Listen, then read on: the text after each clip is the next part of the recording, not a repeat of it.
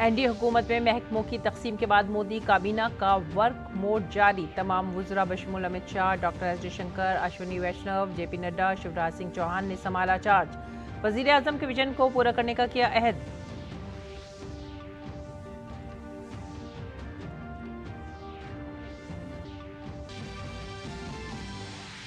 बैनुल-अक़वामी yoga day के हवाले से पीएम मोदी की अपील। योगा डे से पहले शेयर की योगा की वीडियोस। बाकायदा योगा के जरिए सेहतमंद जिंदगी गुजारने की दी तरगीब। योगा को बताया पूरी दुनिया के लिए लोगों को मुत्तहद करने का एक जरिया।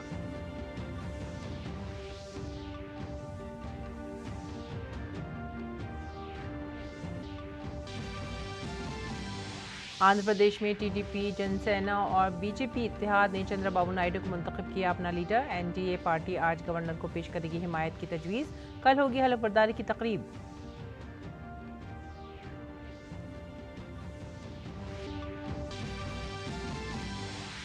ओडिशा में बीजेपी का परचम लहराने के बाद सीएम के नाम पर गौर ख्वास। मरकजी मुशाहिद राजनाथ सिंह और भूपेंद्र यादव की मौजूदगी में आज बीजेपी लेजिस्लेचर पार्टी की मीटिंग में दी जाएगी नए वजीर आला के नाम को मंजूरी।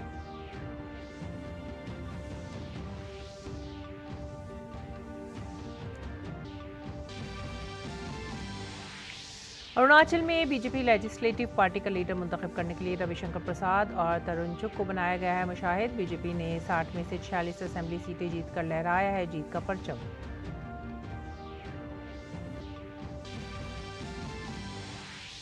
आंध्र प्रदेश के सुबुकदोश होने वाले चीफ मिनिस्टर जगन मोहन रेड्डी समेत कुछ ओहदेदारों के खिलाफ संगीन इल्जामात। टीडीपी एमएलए रघु राम कृष्णम राजू ने कत्ल की कोशिश और मुजरिमाना साजिश के इल्जाम में दर्ज कराई शिकायत।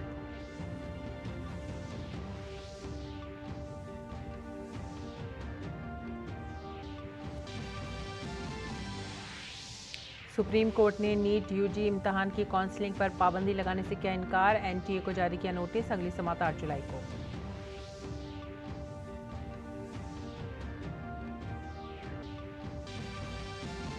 खेलों में भारतीय टेनिस खिलाड़ी रोहन बोपन्ना और सुमित नागल ने एटीपी रैंकिंग की बुनियाद पर पेरिस ओलंपिक्स के लिए किया क्वालिफाई। रोहन बोपन्ना ने डबल्स में और सुमित नागल ने सिंगल्स में हासिल किया ओलंपिक कोटा।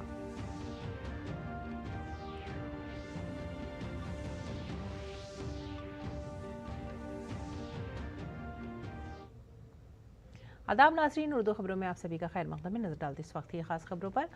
पीर को महकमों की तकसीम के बाद मोदी 3 सरकार आज से मुकम्मल काम के मूड में नजर आ रही है। कई वज़रा ने सुबह से ही अपनी अपनी वजारतों की जिम्मेदारी संभाल ली है। अमित शाह ने आज एक बार फिर से मरकजी वजीर दाखिला का ओहदा संभाला।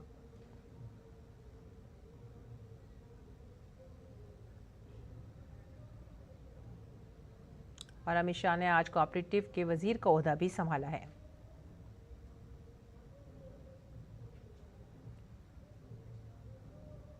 इसी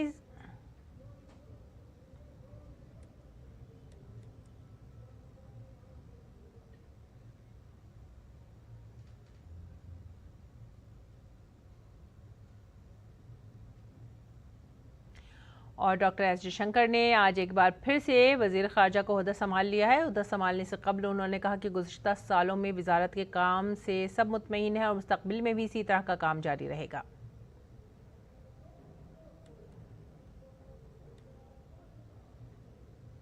I really deem it a matter of great satisfaction that in the last decade this ministry under the leadership of Prime Minister Narendra Modi has become a very people-centric ministry. You can see that in terms of our improved passport services, in terms of the community welfare fund support that we give to Indians abroad, in terms of how we respond to different needs of Indians when they leave our shores or preparing to leave our shores, and the manner in which we work with other ministries in getting investments, in promoting our exports, in enhancing our tourism flows. So this has been the record so far. Looking ahead, definitely I think the 2 axioms that the Prime Minister has given us, Bharat First and Vasudhaiva Kutumbakam, these will be the 2 guiding axioms of the Indian foreign policy. और अश्विनी वैष्णव ने इत्तलात और नशरियात के वजीर का ओहदा संभाल लिया है। इस मौके पर उन्होंने कहा कि मुल्क ने एक बार फिर वजीर आजम नरेंद्र मोदी को नवाजा है और उन्हें मुल्क की खिदमत का मौका दिया है।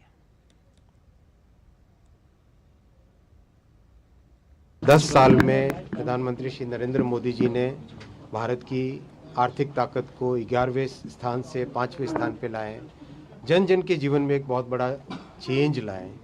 इसी भावना के साथ प्रधानमंत्री श्री नरेंद्र मोदी जी की सरकार जो आशीर्वाद दिया है जनता ने मोदी जी को, उस आशीर्वाद को फलीभूत करने के लिए उसी भावना के साथ, जनता की सेवा की भावना के साथ काम करें।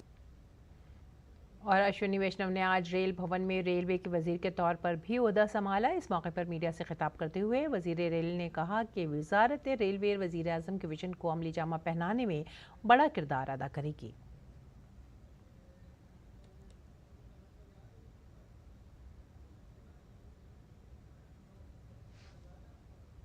और डॉक्टर एल मुरुगन ने इत्तलात और नशरियात की वजारत में वजीर मुमलिकत का ओहदा संभाला। इस मौके पर उन्होंने वजीर आजम नरेंद्र मोदी का शुक्रिया अदा किया।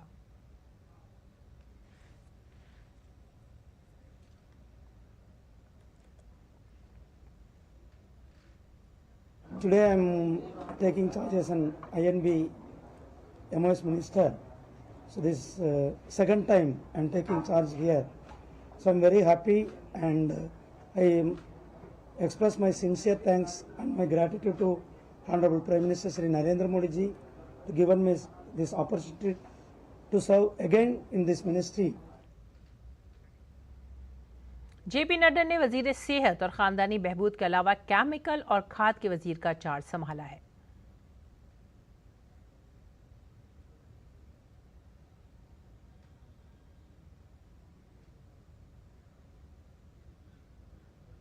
और मोदी हुकूमत 3 में महकमों की तकसीम के बाद मरकजी ज़राअत और देही तरक्की के वजीर शिवराज सिंह चौहान ने MP भवन में महकमों के अहम अहदेदारों के साथ पहली गैर रस्मी मीटिंग की। मरकजी वजीर शिवराज सिंह चौहान ने ज़राअत, किसानों की बहबूद और देही तरक्की की वजारत हासिल करने पर कहा कि हुकूमत ने वजीर आजम मोदी की क़यादत में पिछले 10 सालों में बेहतर काम किया है और अपने संकल्प पत्र में हमने अपना रोड मैप बनाया है। किसानों की फलाह बहबूद और देही तरक्की के हवाले से हम उन कामों को आगे बढ़ाएंगे। प्रधानमंत्री श्रीमान नरेंद्र मोदी जी के नेतृत्व में कृषि और किसान कल्याण का काम चल रहा है और ग्रामीण विकास के काम भी तेजी से जारी है। सरकार नई नहीं है, निरंतरता है। 10 साल में भी बेहतर काम किया है और अपने संकल्प पत्र में हमने किसान कल्याण हो या रूरल डेवलपमेंट हो, ग्रामीण विकास हो, उसके बारे में अपना रोड मैप बना के दिया है। हम इन्हीं कामों को आगे बढ़ाएंगे।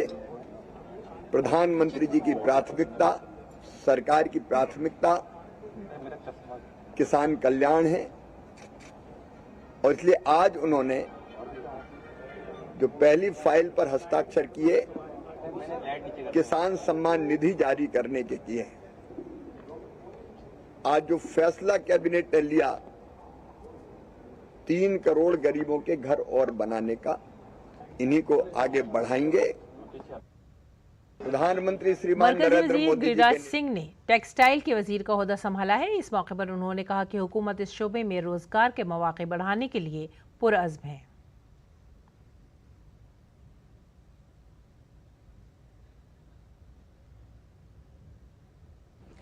आज तो काम संभाले हैं, आज प्रथम दिन है। मैं आपको इतना ही कहूँगा कि टेक्सटाइल आने वाले दिन में देश के आकांक्षाओं के अनुरूप प्रधानमंत्री के दिशा निर्देशन में हम सब इसको ले जाने का काम करेंगे, क्योंकि ये किसान से भी जुड़ा हुआ है और अब मैन मेड टेक्सटाइल भी अब दुनिया के अंदर आ गया है। तो मैं समझता हूं कि ये टेक्सटाइल सेक्टर अभी भी और आगे भी एक बहुत बड़ा लोगों को रोजगार देने का अवसर काम करेगा। और मरकजी वजीर ज्योतिरादित्य सिंधिया ने वजीर मवासलात का ओहदा संभाला है।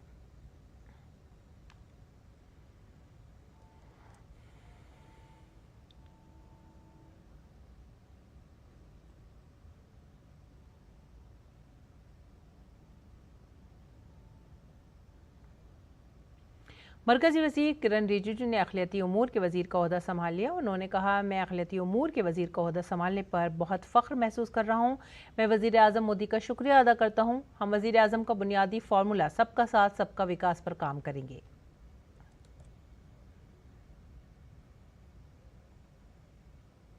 मैं अपने आप को गौरवान्वित महसूस कर रहा हूँ कि अभी मैं अल्पसंख्यक मंत्रालय मिनिस्ट्री ऑफ माइनॉरिटी अफेयर्स का पदभार संभाला है। मैं आदरणीय प्रधानमंत्री जी को धन्यवाद देना चाहता हूँ कि माइनॉरिटी अफेयर्स मंत्रालय के माध्यम से मुझे देश को सेवा करने का अवसर दिया है। प्रधानमंत्री जी का मूल मंत्र सबका साथ सबका विकास, इसी मंत्र के साथ हम अपना काम करेंगे। और काबीना में वजारतों की तकसीम के बाद वज़रा ने चार्ज संभालना शुरू कर दिया है। मरकजी काबीना में बंदरगाहों, जहाजरानी और आबी गुजरगाहों की वजारत मिलने के बाद सरबानंद सोनोवाल ने अपनी वजारत का चार्ज संभाल लिया है। गुज़िश्ता रोज़ मुनक़दा तकरीब में हलफ बर्दारी के बाद काबीना में कलमदानों की तकसीम की गई। सरबानंद सोनोवाल ने कहा है कि वज़ीर आज़म नरेंद्र मोदी की क़यादत में उनकी वजारत मुल्क की मईशत को मजबूत बनाने के लिए पुरअज़्म है। प्रधानमंत्री नरेंद्र मोदी जी के नेतृत्व में हम इस मंत्रालय को आगे बढ़ाने का काम करेंगे। देश की अर्थव्यवस्था को मजबूत बनाने के सिलसिले में हमारा मंत्रालय जिस हिसाब से अपने भूमिका पालन कर रहा है, उसी हिसाब से अगले दिनों में और भी तेज से अपना भूमिका निष्ठापूर्वक पालन करेंगे। चिराग पासवान ने मोदी काबीना में डिब्बा बंद सनअत का वजीर बनाए जाने पर वजीर आज़म मोदी का शुक्रिया अदा किया। चिराग ने कहा कि उन्हें खुशी है कि वजीर आज़म मोदी ने इतनी अहम वजारत की जिम्मेदारी उनके कंधों पर सौंपी है। उन्होंने कहा कि भारत की तरक्की में ज़राअत और खुराक का खास हिस्सा है, इसलिए वो इसकी तरक्की के लिए अपना भरपूर ताउन देंगे। प्रधानमंत्री जी के द्वारा जो भी जिम्मेदारी मुझे दी गई है और ये एक ऐसे विभाग की जिम्मेदारी मुझे दी गई है जिसकी चर्चा मैंने मेरे विजन डॉक्यूमेंट में हमेशा की थी। प्रोसेसिंग यूनिट्स जब तक हमारे प्रदेश में नहीं लगेंगे, खैर अब तो खैर देश भर की ये बात है, देश भर में जब तक नहीं लगेंगे तब तक हम लोग सही मायनों में जो उत्पादन हमारे किसान करते हैं उसकी सही कीमत उनको नहीं मिलेगी। कृषि प्रधान देश है हमारा।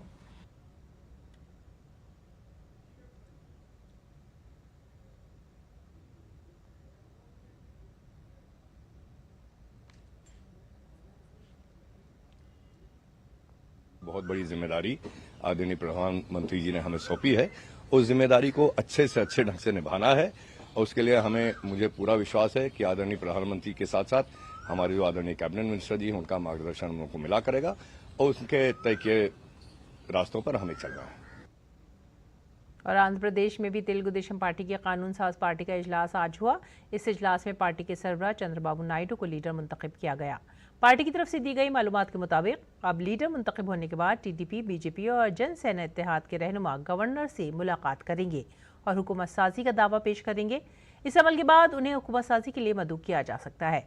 नायडू के साथ कई और अरकान असेंबली भी वजीर के तौर पर हलफ ले सकते हैं। आंध्र प्रदेश में टीडीपी ने 135, जनसेना ने 21 और बीजेपी ने 8 सीटों पर कामयाबी हासिल की है।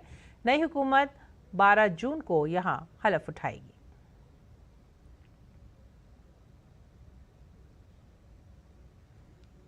और ओडिशा में तकरीबन 2.5 दहाइयों के बाद हुकूमत की तब्दीली आई है। अब यहाँ बीजू जनता दल की नहीं बल्कि बीजेपी की हुकूमत बन रही है। लेकिन वजीर आला कौन बनेगा, इस पर कई क़यासाराइयाँ की जा रही हैं। इन सब के दरमियान बीजेपी ने पार्टी के सीनियर लीडर राजनाथ सिंह और भूपेंद्र यादव को ओडिशा का मुबस्सिर मुकर्रर किया है, जिनकी मौजूदगी में आज बीजेपी कानून साज पार्टी की मीटिंग होगी।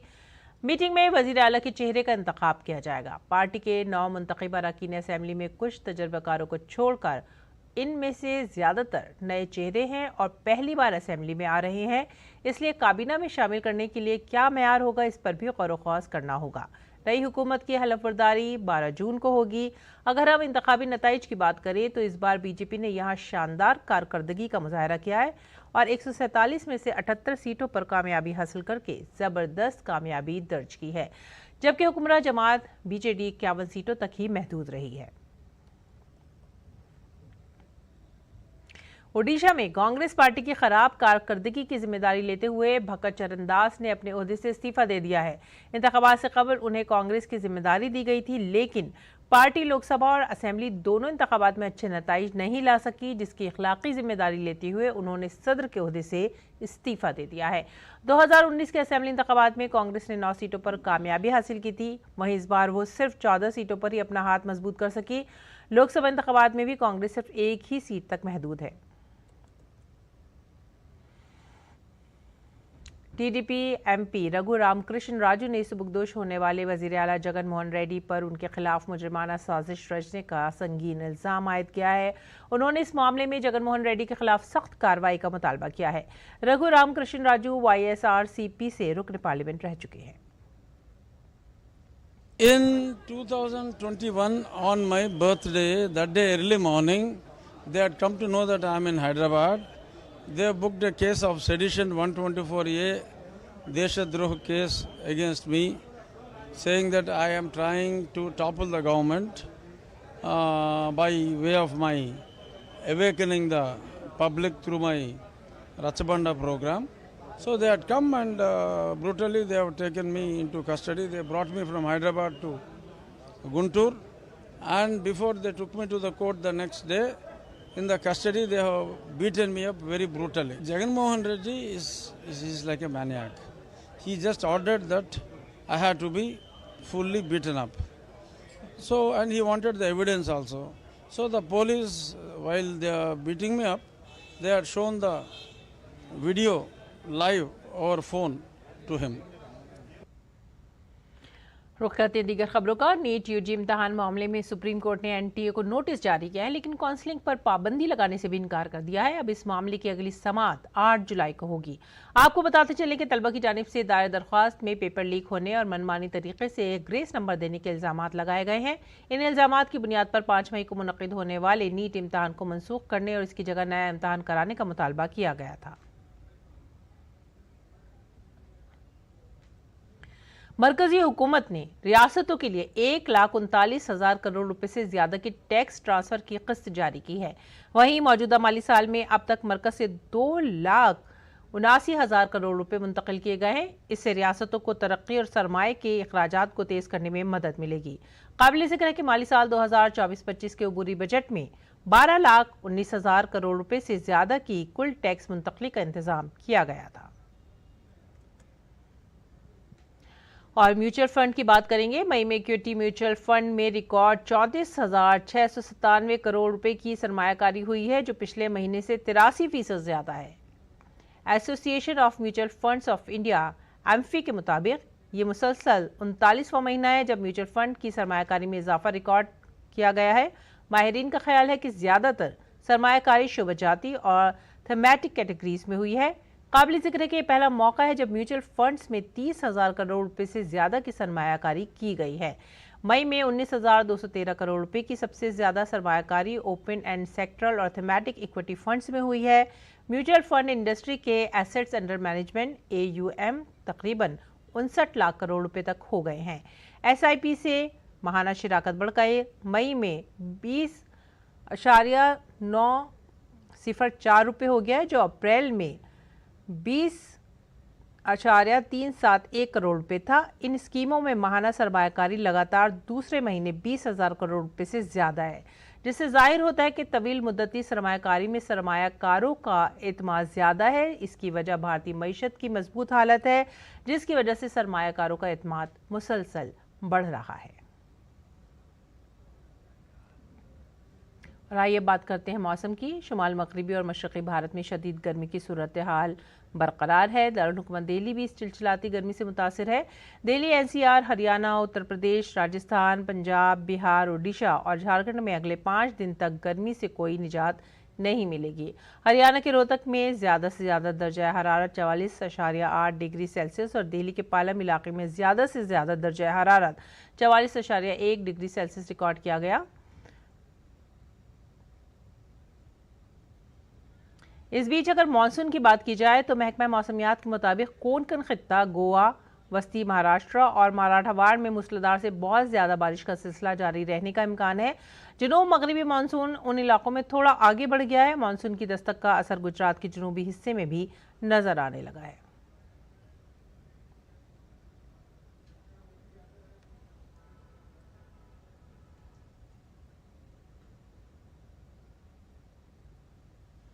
बैनुल-अक़वामी योगा डे के हवाले से पीएम मोदी ने अपील की है। वज़ीर-ए-आज़म ने योगा डे से पहले योगा की वीडियोस भी शेयर की हैं और बाकायदा योगा के जरिए सेहतमंद जिंदगी गुजारने की तरकीब दी है।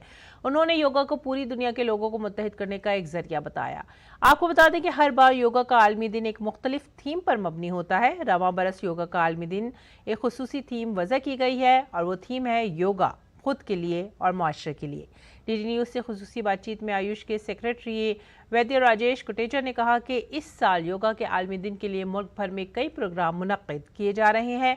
काबिल जिक्र है कि योगा का आलमी दिन हर साल 21 जून को मनाया जाता है। इस बार थीम बहुत इंटरेस्टिंग है, योग फॉर सेल्फ एंड सोसाइटी। अंतर्राष्ट्रीय योग दिवस के लिए प्रत्येक वर्ष एक थीम होती है, जैसे पिछले वर्ष में वसुदेव कुटुंबकम थी। इस वर्ष जो ये है तो सेल्फ एंड सोसाइटी का मतलब ये कि स्वयं के लिए और समाज के लिए योग। तो योग का दोनों पर्सपेक्टिव है कि हम स्वयं के लिए, स्वयं के स्वास्थ्य के लिए, स्पिरिचुअल ग्रोथ के लिए, मेंटल हेल्थ के लिए हम योग का प्रयोग करते हैं। अष्टांग योग की बात कर रहा हूँ। और ऐसे ही समाज के लिए भी योग का हम योग के माध्यम से हम कितना समाज के लिए काम कर सकते हैं, समाज का पार्टिसिपेशन सुनिश्चित कर सकते हैं। तो ये बहुत यूनिक थीम है, योग फॉर सेल्फ एंड सोसाइटी। ये इस बार इस पर हम काम कर रहे हैं। और अब बात करते हैं गैर मुल्की खबरों की। जैसे जैसे आलमी यौम योग करीब आ रहा है, न सिर्फ मुल्क में बल्कि दुनिया भर में इसकी तैयारियां बढ़ रही हैं। इसी सिलसिले में आइसलैंड में भारतीय सिफारत खाने ने मुख्तलिफ प्रोग्रामों का इनेकाद शुरू कर दिया। यहाँ होने वाले इन योगा प्रोग्रामों का मकसद योगा को आर्कटिक के करीब लाना है। हिस्सा लेने वाले लोगों को आर्कटिक की खूबसूरती के दरमियान योगा और ध्यान का तजुर्बा कराया गया। शुमाली आइसलैंड के दारुल-हुकूमत एक्वेरी में एक खुसूसी योगा सेशन का एहतमाम किया गया। 10वें बैनुल-अक़वामी यौम योग के मौके पर 17 जून को रेकाजविक में एक अज़ीमुश्शान योगा प्रोग्राम भी मनाया जाएगा। अक़वाम मुत्तहिदा की सलामती कौंसिल ने एक करारदाद मंजूर की है, जिसमें गज़ा में जारी तनाज़े में जंगबंदी और जलकमालियों की रिहाई का मुतालबा किया गया है। इसराइल ने इस करारदाद को कबूल कर लिया है। साथ ही हमास ने भी इस करारदाद का खैर मकदम किया है। आपको बताते चले कि अक़वाम मुत्तहिदा की सलामती कौंसिल में इस करारदाद पर होने वाली वोटिंग के हक़ में 14 वोट डाले गए हैं। इस करारदाद के खिलाफ एक वोट भी नहीं डाला गया और रूस ने वोटिंग के इस अमल से दूरी बरकरार रखी। खेल के मैदान से भारतीय टेनिस स्टार रोहन बोपन्ना और सुमित नागल ने पेरिस ओलंपिक का कोटा हासिल कर लिया है। दोनों खिलाड़ी एटीपी रैंकिंग की बुनियाद पर ओलंपिक्स के लिए क्वालिफाई करने में कामयाब रहे। बोपन्ना पीर को जारी करदा ताज़ा तरीन एटीपी डबल्स रैंकिंग में चौथे नंबर पर हैं। मर्दों की सिंगल्स रैंकिंग में भारत के सुमित नागल 18वें पायदान से छलांग लगाने के बाद अपने कैरियर की बेहतरीन रैंकिंग 77वें पोजीशन पर पहुंच गए। इसके साथ ही सुमित नागल ने ओलंपिक्स का कोटा भी हासिल कर लिया है। और फीफा आलमी कप क्वालिफायर में आज भारत का मुकाबला कतर से होगा। इस मैच में भारतीय टीम की कप्तानी गोलकीपर गुरप्रीत सिंह संधू के हाथ में होगी। भारत को करो या मरो की सूरत हाल का सामना है। भारत को तीसरे राउंड में जगह बनाने के लिए मैच किसी भी कीमत पर जीतना होगा। अगर ये मैच बराबर रहा तो भारत को कुवैत और अफगानिस्तान के नताइज पर इन्हिसार करना पड़ेगा। अगर ये दोनों टीमें ड्रॉ भी करती हैं तो भारत बेहतर गोल औसत की बुनियाद पर तीसरे राउंड में दाखिल हो जाएगा, जबकि कतर पहले अपने ग्रुप में सरफहरिस्त रहकर तीसरे राउंड में दाखिल हो चुका है। इसी के साथ ही आप हमारी पूरी टीम को दीजिए इजाजत। आदाब।